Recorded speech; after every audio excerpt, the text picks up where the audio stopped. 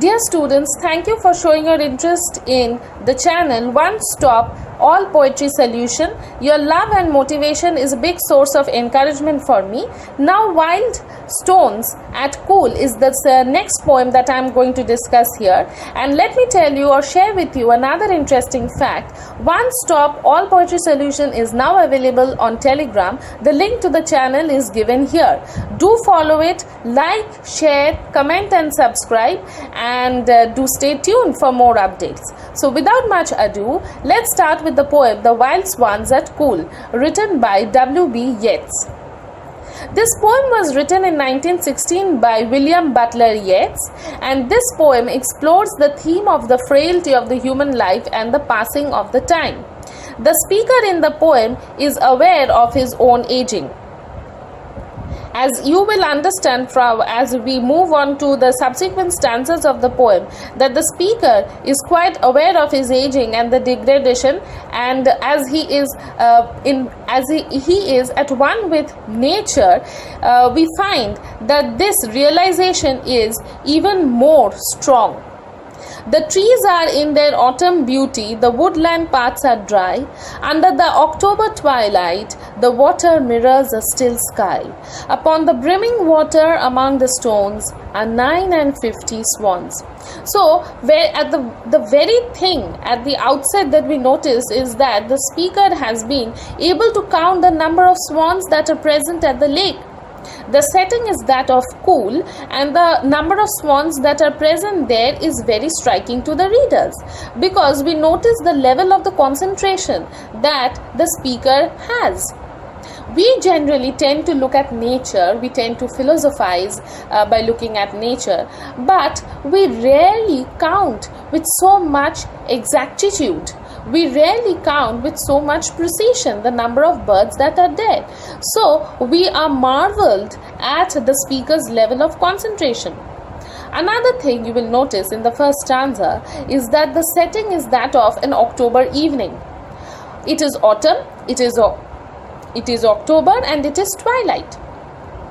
October marks the autumn season, which is also significant that the poet or the speaker is in the autumn of his life, the penultimate stage of his life before winter approaches, because winter marks the death of the year. It also marks the death of the human life. It also marks the end of the human life. Similarly does the twilight. Twilight marks the end of the day. So there is a constant reminder to the readers, as also to the poet's or the speaker's mind, that everything is going to end. Unlike nature, human life is going to end unlike nature, because today if the sun sets, tomorrow the sun is going to rise again. Today if the leaves are falling in autumn, after winter, in spring the leaves are going to sprout again. Unlike the case for human beings, unlike the case for the speaker. If today the wrinkles appear on his skin, tomorrow the wrinkles will not disappear. It will become stronger and he will slowly approach his death. So the trees are there in the autumn beauty. He describes the scenery as beautiful. The woodland paths are dry. There is nothing there because it is autumn. The leaves have fallen and there is nothing to mark the warmth or the colorfulness of it. In the dullness also, the poet describes it as beautiful.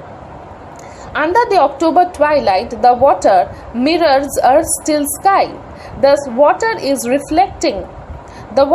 reflecting the twilight sky. Upon the brimming water among the stones are 59 swans. Among the brimming water, the water is filled to the edges, and the poet or the speaker has counted that there is the presence of 59 swans. Quite a huge number of swans are present there. Okay, another thing you will notice, as I have also mentioned here, is that though the speaker is aware that the lake and the beautiful nature the speaker is aware that nature and his beauty will be there even when he has passed away, even when time has passed away. But he will not be eternal unlike the nature, and that probably saddens him. Okay, now let's move on to the second stanza. The 19th autumn has come upon me, since I first made my count. I saw, before I had well finished, all suddenly mount, and scatter wheeling in great broken rings upon their clamorous wings. So what is W.B. Yeats telling here? The 19th autumn has come upon me. So there can be two meanings of 19th autumn, as I have mentioned by the two words A and B and explained below. One meaning may be that the poet has started visiting the place for 19 years. He has been a regular visitor to that place for 19 years. And the second part is that the poet probably has started keeping track of the number of the swans or the passing of the time for the last 15 years. This is a grim reminder of his old age, his slowly approaching old age. The shift of the tone in the second stanza is very clear. You see that in the first stanza, the poet is describing nature, but in the second stanza, he is slowly comparing it. He is at par. His mood, his tone is at par with the realization that nature is going to renew itself, but he is not. The melancholic tone is quite prevalent here. And he is also at the same time constantly giving a reminder to us, the readers, that nothing is permanent, unlike nature. Nothing is in the hands of the human beings that by which he or she can renew himself or herself, unlike nature. Since I first made my count, that means since his last visit or since he started counting them, as I already explained in the previous line. I saw, before I had well finished, all suddenly mount. He is telling that before he had even finished counting them, before he had realized that he was counting them and finished nearing the count, he saw them all flying out at once. They had taken to their flight, and suddenly the clapping of the wings brings back to his senses again the melancholic remembrance that he is aging. And how did the speaker is now describing the flight of the birds, and how did the birds fly? They scatter, wheeling in great broken rings. These words are very important. Wheeling in great broken rings. Wheeling means the circular motion, and great broken rings means the circular motion is very big, but it is broken. The pattern in which they are moving, in circular pattern in which they are moving, is broken. This suggests discontinuity upon their clamorous wings, because once the swans have taken off, the clapping of the wings is reminder to the poet once again of his old age, of his autumn, that he has approached the autumn of his life. It is clear here in the second stanza that in the autumn months, the speaker has been a regular visitor, and every autumn, as with each passing autumn, he is slowly drawing to the winter of his life, and this thought he cannot avoid. As I will explain here in the criticism of, or in the critical note in these two parts, as I have taught today, you will understand why these words or why these lines are important, and I will point out to you, as in the description to the background of this poem, that what made Yeats become so melancholy, what made Yeats so feel at par with nature, find serenity in nature, find calmness in nature in spite of his despair. I hope you have understood these two parts. If you have any doubts, feel free to comment in the comments section. Now I am moving on to the criticism or the appreciation of these two parts. In the poem, one critic named Jefferies, you can write the spelling, Jefferies, Jeffares, he has indicated that the poem's dominant emotion is not frustrated because I am quoting his lines, you can also make a note of it, that the poem's dominant emotion is not frustrated longing for Maud Gonne. Maud Gonne was the person or the woman whom Yeats loved very dearly. The poems, I repeat the lines once again, the poem's dominant emotion is not frustrated longing for Maud Gonne, but sorrow that the poet's passion for her is dead or is nearing death. Why? Because there is a constant mention of autumn, twilight, the birds flying away. A man of 51, because when this poem was written, W.B. Yeats was quite old. A man of 51 looks upon the same scene that he saw at the age of 32. Yes, and that is this repetition, this idea is repeated in the second stanza. The 19th autumn means the nature has remained unchanged. Today it is autumn, tomorrow slowly the leaves will fall out. After winter, spring will allow the trees, or spring will allow nature to renew itself. The same thing has been happening over and over again. But he has not been able to renew himself. He is slowly approaching degradation. Now again I quote from Jefferies. He comes to the scene again after having proposed marriage again to the same woman as 19 years before, and after being refused yet again. So this word 19 years is important. Before 19 years, nature was the same when he had proposed to Maud Gonne, and after 19 years he is visiting the place after facing rejection, and he finds nature again the same. But his presence or the mood is not the same. And this is something that the readers ought to know. Another thing that I would like to point out here is that the use of the archetypal imagery and the poet's affinity with nature. As you see that he is standing upon the threshold of decline. Autumn means the threshold of decline. As I have already mentioned, that the penultimate stage of the life, or the penultimate, if you take it autumn literally in the terms of nature, it is the penultimate stage of the season before winter approaches. So as the speaker or the poet is standing upon the threshold of decline, he is brooding, means thinking, melancholic. He is brooding on the temporality in the ardent quest of perpetuity. This I am quoting from one of the criticisms that that has come out in favor of, or while discussing the poem The Wild Swans at Coole, that he is constantly brooding over the temporality in the ardent quest for perpetuity. Means he is aware of the temporal nature of his existence, he is aware of the temporality of his life, that nothing is permanent, yet he craves for perpetuity, yet he craves for immortality, or something that will remain eternal. How does he try or wish to fulfill it? Probably by writing this poem, probably through his creative work.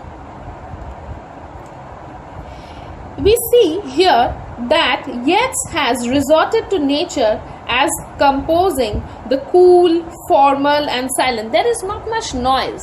As I have also mentioned in the description to the first and the second stanzas, that the atmosphere at Coole is quite composed, quite serene. And someone like the poet who is hurt, who is injured, who is melancholic, can find composure and healing, and can heal here. He finds in nature that particular human concerns and anxieties that are noticeably lacking from much of human life. When we face refusal, when we face rejection, when we face failure, then only the temporality, the futility comes to our mind. Then only we are suddenly made aware that some creativity needs to be imposed, some creativity needs to be what will I say, probably it would be wrong to use the word done, but at this moment if I say some creative work needs to be done, that will probably be the most permanent thing, that will remain eternal, that will promise perpetuity. And being in the autumn of his life, he gives, as a poet, integrity to images by showing semblance to nature more intensely shown in autumn. He is showing semblance to nature. He is understanding. He is feeling at par with nature. He is at one with nature, as if the poet is able to read the mind of nature. As you see in the line, the trees are in their autumn beauty. The opening line, the trees are in their autumn beauty. This is the perfect example in which he is showing semblance to nature. In the first stanza, in the opening stanza itself, he is talking or drawing the reader's attention upon the creative cycle of evolution, the eternal change of events, which is birth, life, death, and rebirth. That is possible in nature. That is also possible after his passing away. But Yeats feels that after his death, he will not be the Yeats again. He will probably be born as someone else. Maybe the next generation that will follow him will not be so great. The Yeats that he feels that the Yeats that the people during his time, his contemporaries knew him as, after his death, his son or his child may not be the same Yeats that his contemporaries knew him to be. That may be changed. But nature today, the leaf that is green today, will once again be the same shade of green with the approach of the next spring. Okay, another thing that I would like to draw your attention is the beauty of the scenery. The beauty of the scenery is intensified by the words, by the line, under the October twilight, the water mirrors a still sky. This is a very strong image. You can practically close your eyes and imagine the scenery, and the entire picture will be right before your eyes. The twilight sky, it being reflected on the water, and the stillness of the surroundings. Everything will perfectly be reflected in your minds. And this is one archetypal image that he used, something that he has used in many of his other poems also. Another thing that you will notice is the water, usage of water. He works upon, means the poet works upon these images that let time flow into eternity. How is this well elaborated in the poem? Because water itself is significant, or it is a primordial image of both purity and new life. It is, we compared with water as life, and it is also capable of giving life, of imparting life. So this is a primordial image. This promises birth. This promises new life. The ideal archetypal image in Yeats's poem is that which symbolizes the human soul for its reflectiveness and depth. This is very clear in this line. The mirrors a still sky. The water mirrors a still sky. This is significant of how Yeats is trying to point out through the speaker to the readers the reflection of the human soul for the reflectiveness and the depth. He is reflecting, the speaker is reflecting, and the depth of his emotions is very clear when he is talking about the autumn, when he is counting the birds, when he is philosophizing. The depth of his emotions and the depth of his realizations is very clear, and it moves 1 degree higher when he is comparing, Yeats is comparing this as with the water, which symbolizes the human soul for its reflectiveness and depth. Wheelwright has rightly pointed out that when it comes to the water element, the poet's mind still grows receptive and keen. His whole being waits for illumination of the truth to come. He is as if, the speaker or the poet is as if waiting for the dawning of the truth, the realization that he is not immortal, he cannot stay for eternity, and it is only his creative work that will be etched in the minds of the readers, that will be etched in the minds of the future generations, and by that, through his creative work, he will be remembered.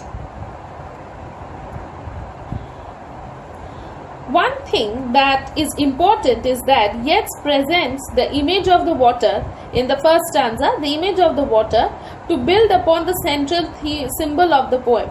The central symbol of the poem is the swans, as you will find me discussing and elaborating in my subsequent videos also about the swans. Upon the brimming water among the stones are 9 and 50 swans. You will see that the swans are the symbol of love. And why are the symbol of love? Why has the poet used it? As I have given you the hint at the discussion of this criticism or appreciation of how he hoped to win the love of Maud Gonne, and that is another hint why he has used in the poem the reference to the swans. In my subsequent videos, I will discuss the latter stanzas, the critical appreciation of those stanzas, the further background details, along with the literary devices that are present in the poem. Do stay tuned for more updates. Don't forget to like, subscribe, share, and feel free to comment if there is any improvisation. If you want to discuss any doubts, feel free to share. Thank you for watching this video. Do stay tuned, because in the subsequent parts I will be discussing in more details. Happy learning!